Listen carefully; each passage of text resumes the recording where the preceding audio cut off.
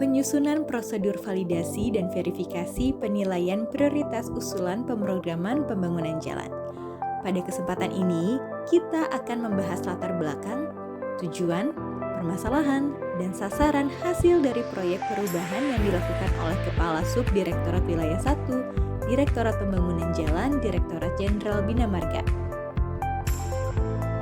Proyek ini dilatar belakangi oleh pentingnya penentuan prioritas dalam pemrograman pembangunan jalan yang bertujuan untuk memastikan alokasi sumber daya yang efisien dan efektif sesuai dengan kebutuhan nasional.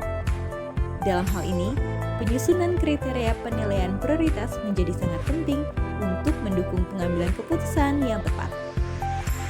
Tujuan dari proyek ini adalah untuk menyusun kriteria penilaian prioritas yang objektif dan dapat diterapkan secara konsisten dalam proses pemrograman pembangunan jalan. Dengan adanya kriteria ini, diharapkan proses penentuan prioritas dapat lebih transparan dan dapat dipertanggungjawabkan.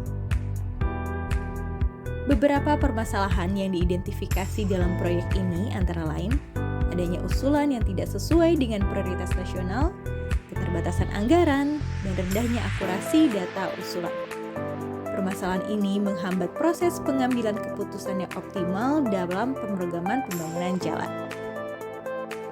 Untuk mengatasi permasalahan tersebut, proyek ini mengusulkan beberapa langkah strategis, termasuk pengembangan kriteria penilaian prioritas yang mencakup berbagai aspek penting seperti tingkat urgensi, dampak ekonomi, dan konektivitas. Selain itu, dilakukan juga sosialisasi untuk meningkatkan kapasitas sumber daya manusia dalam penerapan kriteria ini.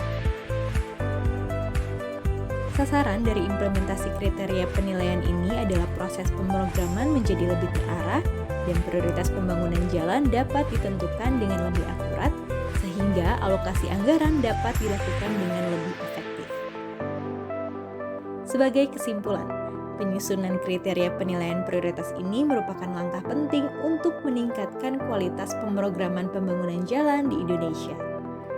Direkomendasikan untuk terus menyempurnakan kriteria ini dan mengintegrasikannya dalam sistem pemrograman nasional untuk mencapai hasil yang lebih optimal. Terima kasih telah menyimak video ini.